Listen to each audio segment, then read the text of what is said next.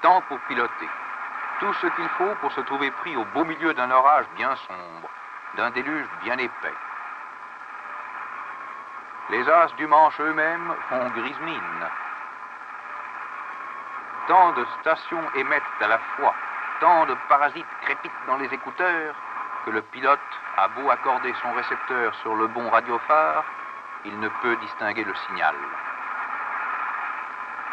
Mais voici sur le tableau de bord deux nouveaux instruments qui éliminent de la radionavigation tout effort d'interprétation. À gauche, l'indicateur de route, à droite, l'indicateur radiomagnétique. Aussi sûrement qu'un bon chien d'arrêt, l'aiguille double de l'indicateur radiomagnétique donne la direction de la station omnirange sur laquelle nous sommes accordés. Le pilote n'a plus qu'à surveiller l'aiguille verticale et l'indicateur de route. Il lui suffit de maintenir l'aiguille verticale au centre du cadran pour se diriger droit vers la station. Rien de plus simple, plus de parasites ni de signaux assourdissants. Le pilote se borne à maintenir l'aiguille en position et l'omnirange l'amène à destination juste à l'heure d'arrivée prévue. Voyons un peu le principe de ce nouveau système de navigation étonnamment simple. Quand un ensemble de ce genre est en construction, c'est qu'un nouvel omnirange ne tardera pas à entrer en service. Tel est l'aspect extérieur d'une station omnirange ou station VOR. Cette station est le foyer d'où divergent, dans toutes les directions, des rayons qui fournissent un nombre infini d'alignements dont le réseau couvre toute la région.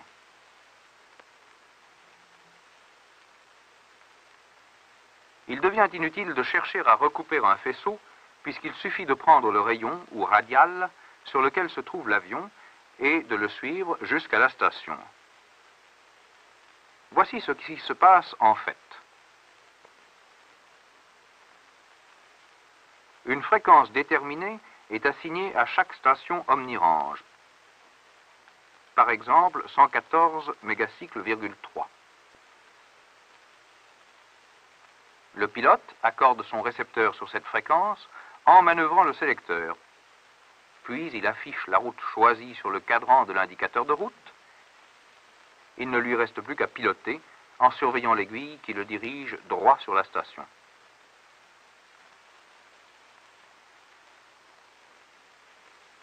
S'il veut poursuivre sa route au-delà de la station, il saura qu'il survole la station lorsqu'il verra osciller l'aiguille verticale et le voyant indicateur de levée de doute. Pour s'éloigner de la station en suivant la même direction, il lui suffira de maintenir l'aiguille verticale au centre du cadran. Tous les signaux des omniranges sont transmis par la station en rayonnement direct. À 1000 pieds de hauteur, un avion peut capter les signaux d'une station omnirange jusqu'à 50 000 de distance. À 5000 pieds, il peut les capter jusqu'à 100 000 de distance.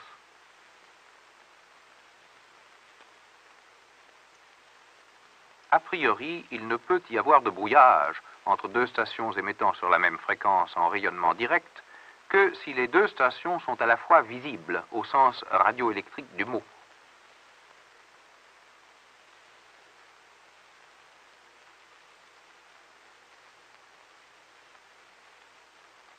On peut observer que les stations de radiophare omnidirectionnelles, très haute fréquence, sont espacées d'environ 90 à 100 000. La même fréquence n'est assignée qu'à des stations distantes d'au moins 500 000, les stations intermédiaires fonctionnant sur des fréquences différentes.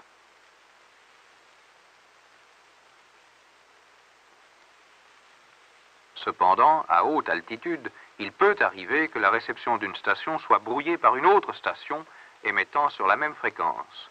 Pour supprimer ce brouillage, le pilote doit accorder son récepteur sur une station plus proche de la route suivie. Ainsi, le récepteur de bord ne peut plus recevoir en rayonnement direct que les émissions de la station choisie.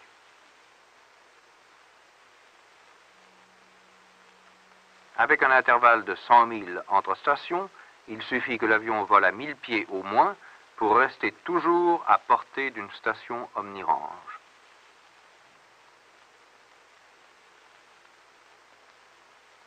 Au départ d'une station omnirange, le récepteur de bord est accordé sur la fréquence de cette station. Lorsque le pilote arrive à la limite de portée de la station, il accorde son récepteur sur la station suivante. Il se dirige d'abord vers cette nouvelle station, la survole, puis s'en éloigne jusqu'au moment où il se trouve à la portée d'une troisième station.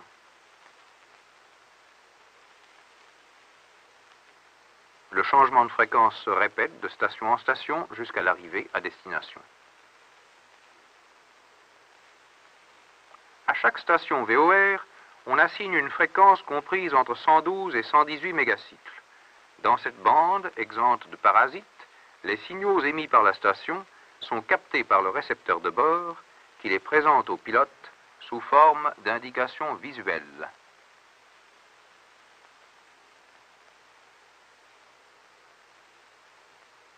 Examinons de plus près les instruments dont dispose le pilote. L'indicateur de route, l'indicateur radiomagnétique et le sélecteur de fréquence.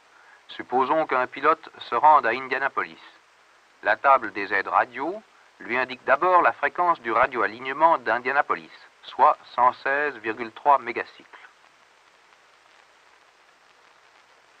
Il règle son sélecteur de fréquence en affichant 116 sur le gros bouton extérieur et 0,3 sur le petit bouton central. Ce simple réglage du sélecteur suffit à accorder le récepteur qui est contrôlé par quartz.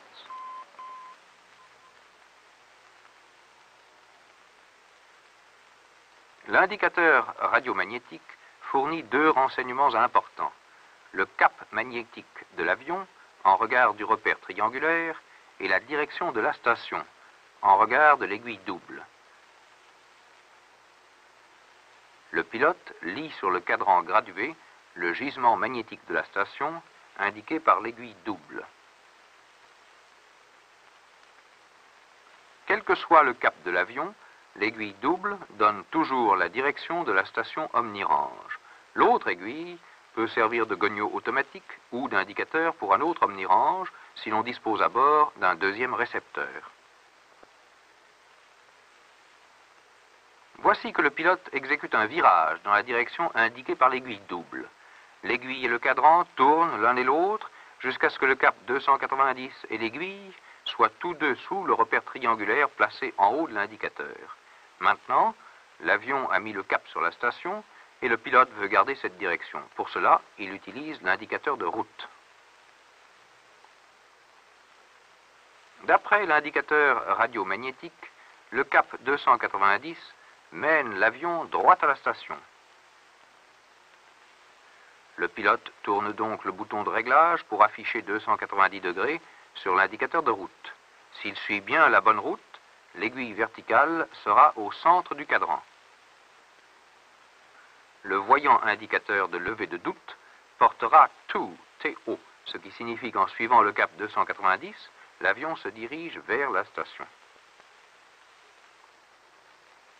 Si l'avion s'écarte de sa route sur la gauche, l'aiguille verticale se déplace vers la droite, indiquant au pilote qu'il doit virer de ce côté pour rejoindre la route. Si l'avion s'écarte à droite, c'est bien entendu l'inverse, et le pilote doit virer à gauche, du côté où s'est déplacée l'aiguille, pour rejoindre la route choisie. S'il maintient l'aiguille verticale au centre, l'avion se dirige droit vers la station. En somme, l'aiguille verticale indique la position de l'avion par rapport à la bonne route, indépendamment du cap de l'avion.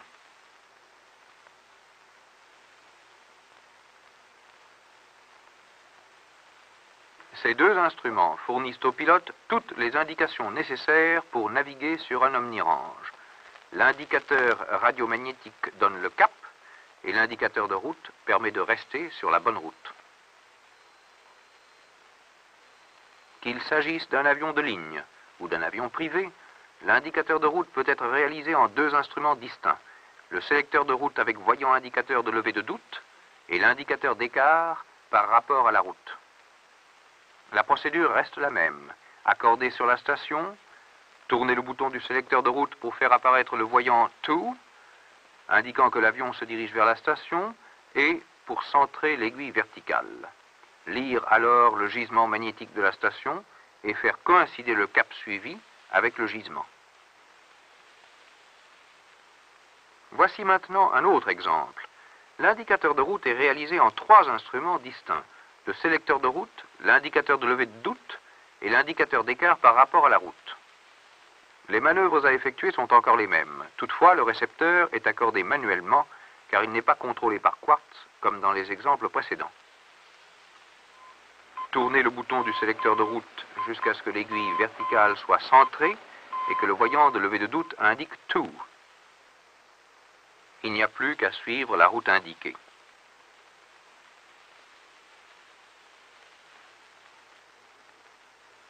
Étudions maintenant les divers éléments séparément. Le cadran de l'indicateur radiomagnétique porte une graduation en cap. Sa rotation est commandée par induction comme dans le répétiteur de cap dit Fluxgate. Le repère triangulaire indique toujours le cap magnétique de l'avion.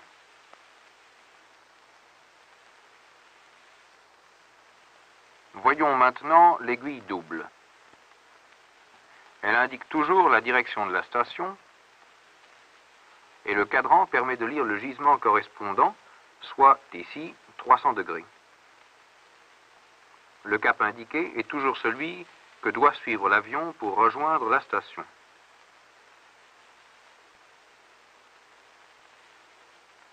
La troisième aiguille est celle d'un indicateur gonio automatique. Comme pour un gonio automatique ou un radiocompas classique, on peut accorder le récepteur sur une station de radiodiffusion. La présentation des renseignements fournis par l'indicateur de route est tout aussi simple. Pourtant, plusieurs opérations ont été combinées dans cet instrument. Il faut d'abord afficher la route à suivre sur le cadran du sélecteur. D'après l'indicateur radiomagnétique, le cap vers la station est de 300 degrés. Affichons 300 au voyant en tournant le bouton sélecteur de route.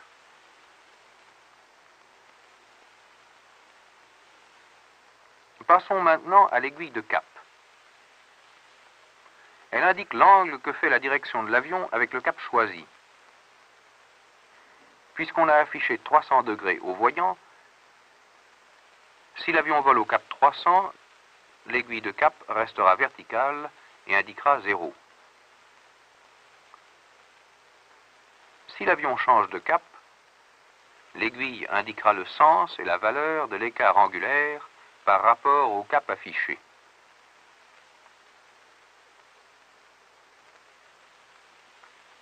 Nous allons voir que l'aiguille de cap sert aussi à maintenir l'aiguille verticale au centre du cadran. L'indicateur d'écart de trajectoire comporte 2 aiguilles perpendiculaires. L'aiguille horizontale permet de suivre l'axe de descente lorsque l'instrument est utilisé sur l'ILS, mais nous y reviendrons tout à l'heure. L'aiguille verticale indique si l'avion est sur la route ou s'en écarte vers la droite ou vers la gauche. Observons simultanément l'aiguille verticale et l'aiguille de cap. Supposons qu'à un moment donné, le gisement de la station Omnirange soit 300 degrés.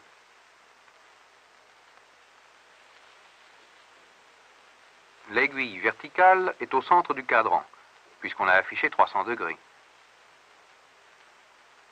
Mais le cap de l'avion est de 270 degrés.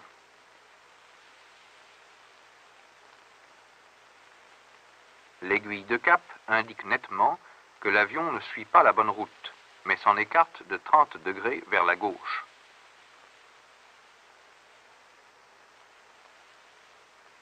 S'il conserve ce cap de 270 degrés, l'avion va s'écarter de l'alignement 300 degrés et l'aiguille verticale va se déplacer vers la droite.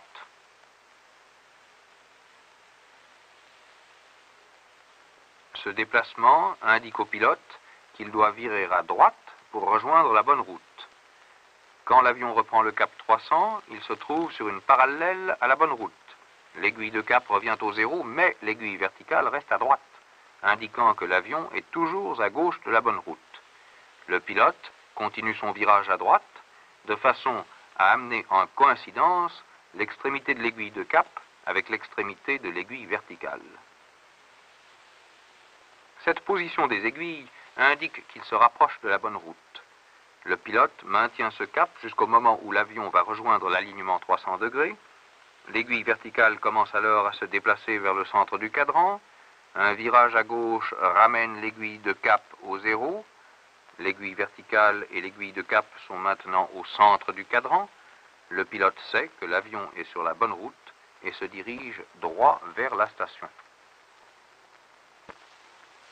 Nous avons vu tous les éléments de l'indicateur de route, à l'exception du petit drapeau avertisseur et du voyant indicateur de levée de doute. Le drapeau avertisseur indique si les signaux reçus sont assez forts pour faire fonctionner l'instrument. Tant qu'il reste invisible, tout va bien. Dès que le drapeau apparaît, il ne faut plus tenir compte des indications de l'instrument. Ou bien l'avion est trop éloigné de la station, ou bien l'émission des signaux est anormale. Le rôle du voyant de levée de doute est tout aussi simple. Si l'avion suit l'alignement en se rapprochant d'une station omnirange, le mot to, T-O, apparaît. Si l'avion suit l'alignement en s'éloignant de la station, c'est le mot from qui apparaît. C'est simple, mais c'est une indication fort utile. Tant que l'avion se dirige vers une station omnirange, c'est le mot to qui reste affiché. Quand l'avion survole la station, le voyant se met à osciller. Puis, le mot from se stabilise et reste affiché tant que l'avion s'éloigne de la station. Et maintenant, rejoignons notre équipage que nous avons laissé tout à l'heure au beau milieu de l'orage. Les moteurs ronflent toujours. L'avion se dirige vers la station omnirange de Miami. Il est bien facile pour les pilotes de s'en assurer. Voilà que la station s'est identifiée, soit en phonie. This is Miami, Omni Range. This is Miami, Omni Range. Soit en morse. Plus aucun doute, la station s'est identifiée. Le voyant de levée de doute précise à l'équipage que l'avion se dirige vers la station. L'aiguille verticale est au centre, mais, attention, l'aiguille de cap n'est plus au zéro, 15 degrés d'écart. Vérifions l'indicateur radiomagnétique. Cap 5 degrés. Gisement de la station, 20 degrés. Route choisie, 20 degrés. Pourtant, le cap de l'avion s'écarte de 15 degrés de cette route. Que se passe-t-il? C'est bien simple. Le pilote manœuvre pour que l'aiguille verticale reste au centre du cadran. Il suit une route et non un cap. Un fort vent latéral déporte l'avion et, pour garder l'aiguille verticale au centre, le pilote doit voler en crabe. Tant que l'aiguille verticale reste au centre du cadran, l'avion se dirige droit sur la station.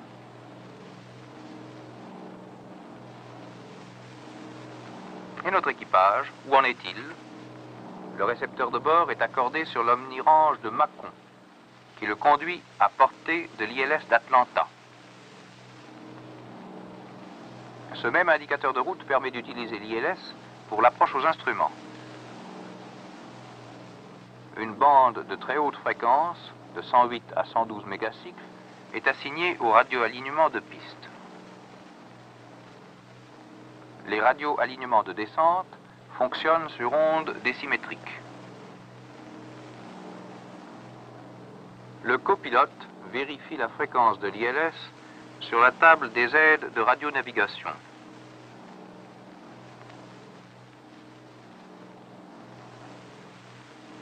Fréquence ILS 109,9.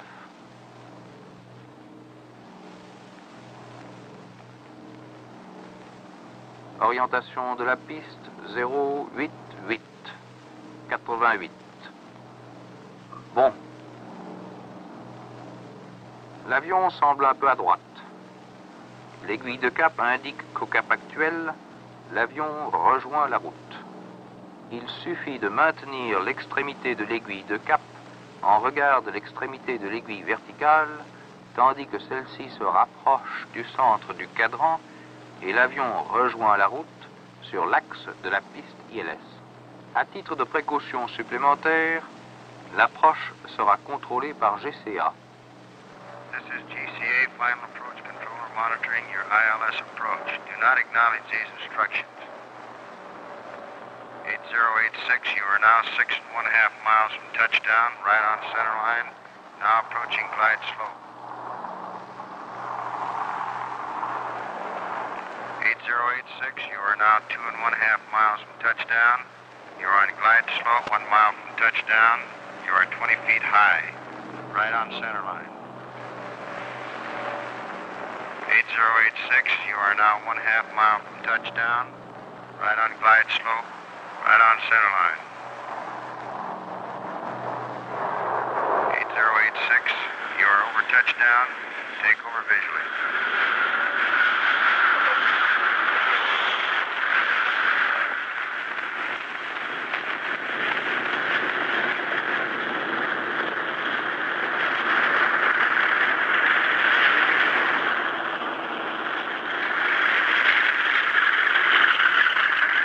Ainsi, grâce à l'Omnirange et à ses compléments, l'ILS et le GCA, l'avion arrive à destination juste à l'heure prévue, malgré l'orage.